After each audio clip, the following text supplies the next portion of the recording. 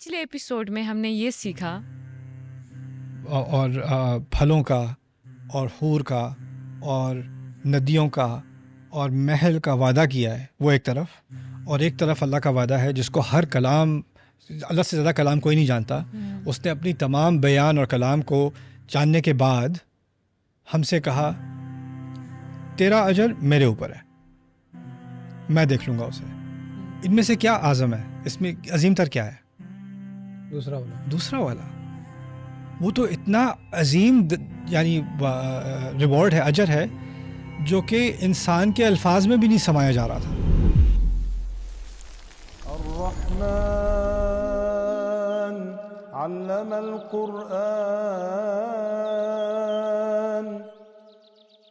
कुरान को समझने का एक नया अंदाज़, जहां आप आयत के अल्फाज से लेकर उसके माना, तदब्बुर और गहराई तक सफ़र करते हैं, और कुरान से ताल्लुक़ आपका अपनी मुताबिक और मुस्तकिल रहता है। मुख्तसर और वाज़ेह तशरीह जिसे आप पढ़ भी सकते हैं और सुन भी सकते हैं। किसी भी आयत के बारे में सीधा सवाल कीजिए और उस्ताद नुमान के साथ कुरान को मुख्तलिफ़ ज़बानों में गहराई के साथ समझिए। तो आज ही डाउनलोड करें revealed.bayinatv.com।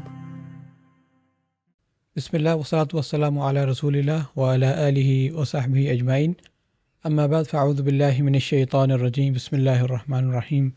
सूरह रहमान पे हमारा मुताला जारी है और एक बड़ी अहम आया भी आगे आ रही है जो अल्लाह ताला फरमाते हैं जिसमें कि हल जज़ाउल इहसान इल्लल इहसान। तो मैं ये जानना चाहूँगा कि सबसे पहले तो एहसान का क्या मफ़हूम है और ये किन मानों में कुरान में इसका मानी आया है? पहली बात तो उर्दू बोलने वालों के लिए क्लियर कर दें। एहसान का लफ्ज़ उर्दू में जिस मानी में आता है उसके मफ़हूम में और अरबी के मफ़हूम में फ़र्क है। उर्दू के बहुत सारे अल्फाज हम अरबी में इस्तेमाल करते हैं, अरबी के बहुत सारे अल्फाज, बल्कि उल्टा है, अरबी के बहुत सारे अल्फाज हम उर्दू में इस्तेमाल करते हैं, लेकिन जब लफ्ज़ एक ही हो और वो एक ज़बान से दूसरी ज़बान पे जाए तो कभी कभी उसके मायने में फ़र्क आ जाता है। तो हमें ये गलत फ़हमी नहीं होनी चाहिए कि जब मैं कुरान सुनता हूँ तो बहुत सारे ऐसे अल्फाज जिनसे मैं पहले ही वाकिफ़ हूँ उर्दू की वाकिफ़ियत की वजह से, तो मुझे कुरान किसी हद तक समझ में आ रहा है। वो शायद बात बहुत कम हद तक ठीक है, लेकिन उसमें गलती का इम्कान भी बहुत ज़्यादा है। एहसान उसकी एक मिसाल है। मैंने आप पे बड़ा एहसान किया, आपने मुझ पर बड़ा एहसान किया। यानी वो ऐसी चीज़ जो मैं उसका मुस्तहिक नहीं था और आपने वो मेरे लिए की, फेवर जैसे कहते हैं ना, उन्होंने मेरे साथ एहसान किया है। आपका बड़ा एहसान होगा अगर आप ये कर देंगे, यानी आपको करने की ज़रूरत नहीं है लेकिन आप फिर भी अपने फजलो करम से मेरे लिए कुछ मज़ीद कर रहे हैं, राइट। एहसान अरबी में अहसना के लुग़वी मायने पहले तो हैं किसी के साथ बेहतरीन सलूक करना, अहसना इलैही, उसने उसके साथ बेहतरीन सलूक किया। अहसना फ़ी अमलिही, यानी उसने अमल जो काम किया बेहतरीन तरीके से किया। कोई एम्प्लॉई है, उसने अपना काम बेहतरीन तरीके से किया। कोई कारीगर है, उसने अपना फ़न बेहतरीन तरीके से मुकम्मल किया, प्रोजेक्ट मुकम्मल किया, उसने एहसान दिखाया। एहसान का ताल्लुक़ हुस्न से है, यानी उसने काम खूबसूरती से किया, बेहतरीन किया और ख़ूबसूरती से किया। अल्लाह ताला ने इसी इन अल्फाज को लेकर क़ारून को नसीहत दिलवाई अपनी कौम से, उसकी कौम से, व अहसिन कमा अहसन अल्लाहु इलैक, तुम बेहतरीन करो जैसे कि अल्लाह ताला ने तुम्हारे साथ बेहतरीन किया है, और तुम लोगों के साथ अच्छा करो जैसे अल्लाह ताला ने तुम्हारे साथ अच्छा किया है, और तुम लोगों के साथ खूबसूरती से पेश आओ जैसे अल्लाह तुम्हारे साथ खूबसूरती के साथ पेश आया है। तो एहसान में ये तमाम मायने हैं, और एहसान में जिसको हम कहते हैं ना एक्सेलेंस या बेहतरीन परफॉर्मेंस, उसका मफ़हूम ज़्यादा है। इसीलिए इस्लाम के जो दर्जे हैं, इस्लाम, ईमान और फिर एहसान, जो बेहतरीन आला तरीन दर्जा है जिसमें इस्लाम का हुस्न सामने आता है, वो एहसान है। अब यहाँ पर हल जज़ाउल इहसानी इल्लल इहसान का गलत तर्जुमा होगा एहसान का बदला तो एहसान ही होगा। हल जज़ाउल इहसान यानी बेहतरीन कोशिश, बेहतरीन अमल, बेहतरीन इल्तिज़ाम यानी कमिटमेंट की जज़ा बेहतरीन अजर ही हो सकती है। तो इस तरह से कहा जा रहा है कि जिन लोगों ने अपना बेहतरीन वक्त, अपनी बेहतरीन नौजवानी, अपनी बेहतरीन तवानाई मेरे लिए लगा दी, मेरे लिए सर्व कर दी, उनके लिए क्या मैं बेहतरीन एहतमाम नहीं करूँगा? तुमने अपना बेस्ट दिखाया, मैं भी अपना बेस्ट दिखाऊँगा तुम्हें। तुमने अपना बेहतरीन किया, मैं भी तुम्हें अपना तुम्हारे लिए बेहतरीन चीज़ रखूँगा। تو اللہ تعالیٰ نے ان کے کام کو ایکنالج کیا ہے. اور اس طرح جہاں پہلے کہا تھا یہاں لمن خاف مقام ربی، تو خوف تو پہلا درجہ تھا نا، جس کو خوف آ گیا کہ اس نے اپنے رب کی طرف کھڑا ہونا ہے، رب کے سامنے کھڑا ہونا ہے. لیکن جس نے کھڑا ہونا تھا اس نے پھر پوری سوسائٹی کی مخالفت کرنی تھی. اس نے اکیلے کھڑا ہونا تھا، اس کا کوئی سپورٹ سسٹم بھی نہیں تھا. یہاں تک کہ جس سے سپورٹ لینی ہے رسول اللہ صلی اللہ علیہ وسلم، وہ خود انڈر اٹیک ہیں. تو آپ کس کے پاس جاؤ گے؟ آپ کے پاس صرف ایک ہی سپورٹ رہ گی، وہ اللہ تعالیٰ ہیں، ورنہ سوسائٹی میں آپ کے پاس کوئی سپورٹ نہیں ہے. اور یہی ایک طرح کا احسان تھا ان لوگوں کا. تو اللہ نے اس کو بھی احسان کا لفظ بنا کر سامنے پیش کیا ہے. تو یہ ہے حل جزاء الاحسان الا الاحسان. اور یہ سوال اس آیت کے آخر میں آ کر، اور ان دونوں جنتوں، کیونکہ 2 جنتیں یہاں ہیں، پھر 2 جنتیں اس کے بعد ہیں، اور ان دونوں کے درمیان میں اس سوال کو پیش کر دیا گیا ہے. اور میرے نزدیک اس کو درمیان میں رکھنے کی ایک خوبصورت وجہ یہ بھی ہو سکتی ہے کہ یہ تو پہلی جنت کا کلائمیکس ہے. یعنی یہ سب بتانے کے بعد کہا، دیکھا اتنی بہترین کوششوں کی جزا اتنی بہترین چیز ہو سکتی ہے نا. اور یہ اگلی جنتوں کا تعارف بھی ہو سکتا ہے. بہترین کے بدلے میں تمہیں بہترین ہی ملے گا نا. اب دیکھو اس کے علاوہ 2 اور بھی ہیں. تو ایک تسلسل ہو گیا کلام کا کہ ہم اللہ تعالیٰ کے ساتھ جو کر رہے ہیں، تو ہماری بہترین کوشش کیا مقابلہ ہے. میں بہترین نماز بھی پڑھ لوں اور اللہ اس کا بہترین اجر دے، تو اللہ تو اس کا کم ترین اجر بھی دے، تو وہ بھی میری بہترین نماز سے کہیں زیادہ ہے. بالکل رائٹ. تو کیا تقابل ہے میرے احسان اور اللہ کے احسان میں؟ اس میں تو سوال ہی پیدا نہیں ہوتا. میرا احسان تو بہت حقیر سی چیز ہے. میرا بہترین عمل، میری ایکسلنس ایک بہت حقیر سی چیز ہے. اور اللہ تعالیٰ کا احسان اس سے اعلیٰ کوئی چیز ہو نہیں سکتی. لیکن اللہ تعالیٰ نے ان دونوں کو ایک ایکویشن میں ڈال کے، ایک تقابل کر کے ہمارا رتبہ اونچا کیا ہے. تو ہمیں اس کا کتنا شکر گزار ہونا چاہیے کہ ہماری اتنے چھوٹے سے اعمال کو اتنا اونچا مقام دے دیا اللہ تعالیٰ نے، اور کہا حل جزاء الاحسان الا الاحسان. اب اس اعزاز کو سمجھنے کے بعد اس آیت کو سوچو، فبأي آلاء ربكما تكذبان. اب اس کا فلیور ایک اور آ گیا، تقریباً پوری طرح ایک اور آ گیا. یعنی اس آیت میں جو احسان، جو نعمت، جو معجزہ اللہ تعالیٰ نے ہمیں دیا ہے کہ ہماری چھوٹی سے چھوٹی حرکتوں کو میگنیفائی کر کے جنت کا کوالیفائر بنا دیا، وہ بھی اللہ تعالیٰ ہی کا احسان ہے. رائٹ. ویسے استاد آپ نے اس کو پہلی والی جنت کی جو ڈسکرپشن ہے اس کا کلائمیکس بنا کر تھوڑا براڈ کر دیا، لیکن کیا آپ کو یعنی احسان میں حسن لفظ کا بھی وہ ہے، روٹ دونوں کا سیم ہے. تو یا اس سے پہلے بیویوں کا ذکر تھا جنتیوں کے، رائٹ. تو یعنی نزاکت کی، بیوٹی کی، اور اس میں وہی ریفلیکشن ہے جو پیچھے نعمتوں میں ہو رہا تھا.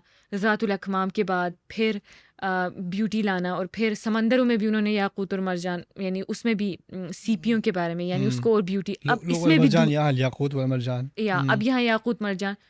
تو آپ کو نہیں لگتا کہ حل جزاء الاحسان الا الاحسان اس بیوٹی کی طرف بھی اشارہ کر سکتا ہے؟ کر سکتا ہے بالکل. اور یہ بھی کہ اچھا یاد دلایا تم نے کہ جو موتی سمندر کی تہہ میں ہے، پہلے تو وہ آگے جا کر سفر کرنا پڑتا ہے دنیا سے اپنے آپ کو الگ کر کے، اور پھر مزید آئسولیٹ کرنا پڑتا ہے سمندر کی تہہ تک جا کے. آپ کتنا آئسولیٹ ہو جاتے ہو اس موتی تک پہنچنے کے لیے. جو مسلمان ہوا ہے اس نے پہلے تو اپنے آپ کو اپنے قبیلے سے الگ کر لیا، سوسائٹی سے الگ کر لیا، اور جتنا وہ گہرا گیا اپنے ایمان کی گہرائی میں، اتنا وہ سوسائٹی سے دور ہوتا گیا، اور اس کے لیے اس سوسائٹی میں سانس لینا مشکل ہو گیا. وہ جتنا آپ سمندر کے نیچے جا رہے ہو اتنا آپ موت کی طرف جا رہے ہو، مشکل کی طرف جا رہے ہو، لیکن اصل میں آپ کسی یاقوت اور مرجان کی طرف جا رہے ہو، رائٹ. تو ایک تشبیہ پیدا کر دی اس پہلے یاقوت مرجان کی طرف، اور یہاں بھی کہ انہن الیاقوت والمرجان. اور یہ ہے وَأُوتُوا بِهِ مُتَشَابِهًا. اصل میں جنت میں جو چیز ہمیں ملے گی نا، وہ ہمیں دنیا کے کسی عمل کی یاد دلائے گی. ایک تفسیر سورۃ البقرہ کی آیت کی یہ بھی ہے کہ آپ ایک دفعہ وہ پھل کھائیں گے، اور جیسے ہی وہ پھل کھائیں گے آپ کے ذہن میں وہ نماز آ جائے گی جو آپ نے ایک دن پڑھی تھی. آپ کو بہت نیند آ رہی تھی، آپ پھر بھی کھڑے ہو کے آپ نے نماز پڑھی، اور جس کا پھل آپ کو کھانے کو مل رہا ہے. ایک دن آپ جاؤ گے اور آپ ایک بیوی سے ملاقات کرو گے، اس کو بیوی کو دیکھتے ہی آپ کو یاد آ جائے گا کہ ایک دن آپ نے جو ہے وہ آپ کے سامنے بہت بڑا فتنہ تھا اور آپ اس کی طرف ٹیمپٹ ہوئے تھے، لیکن آپ اس سے ہٹ گئے تھے، اپنے آپ کو آپ نے دور کر لیا تھا. تو آپ کے ذہن میں ایک کنیکشن بنتا رہے گا، جو چیز پہلے ہوئی تھی اور جو اب ہو رہی ہے. وَأُوتُوا بِهِ مُتَشَابِهًا. ھذا الذی رزقنا من قبل، یہ تھا جو ہمیں پہلے رزق میں دیا جا رہا تھا.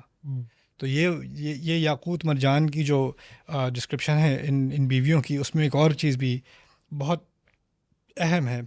یاقوت اور مرجان جس کو ڈسکور کرتا ہے نا، وہ اکیلا ہی ڈسکور کرتا ہے.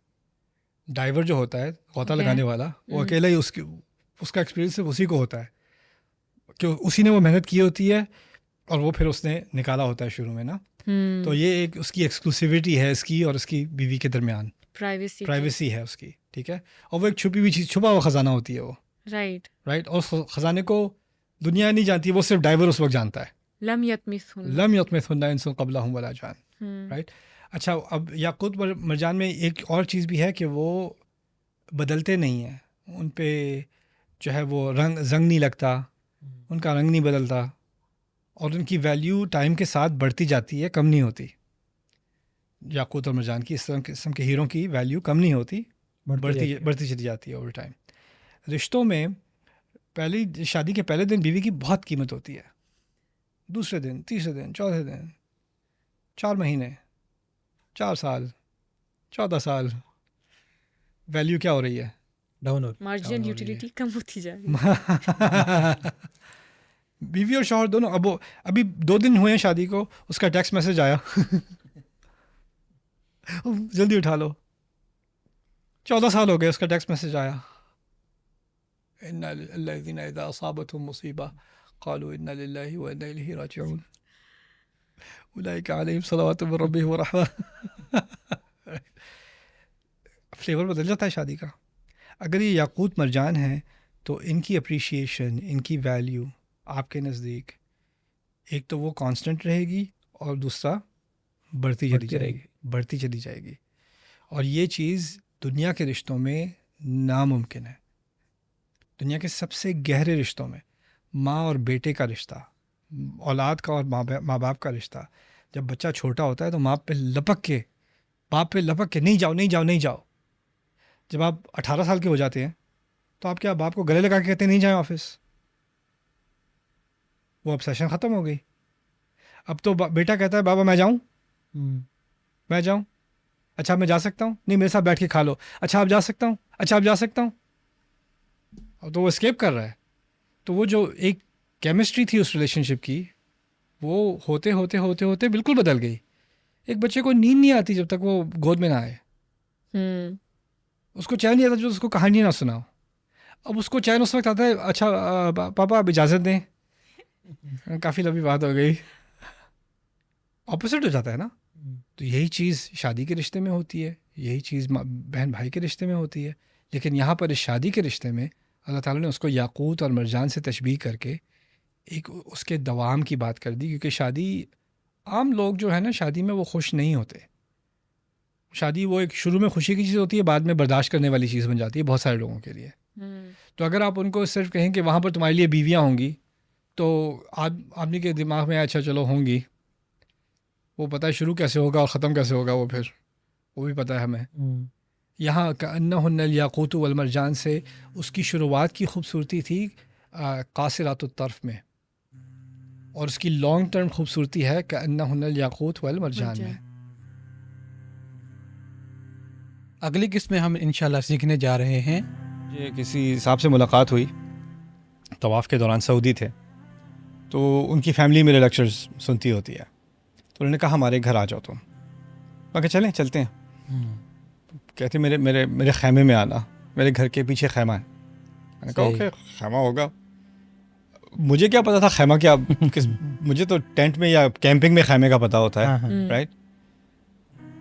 میں گیا ہوں پیچھے تو اتنا بڑا ہال خیمے کی شیپ میں، اور اس کے اندر باقاعدہ شینڈلیئرز، 6-7 بڑے بڑے میٹرک ٹنز کے ایئر کنڈیشننگ، گالا سیٹس، پورا اسٹیج بنایا ہوا، اور 500-600 لوگ بیٹھے ہوئے اندر، پورا ایونٹ.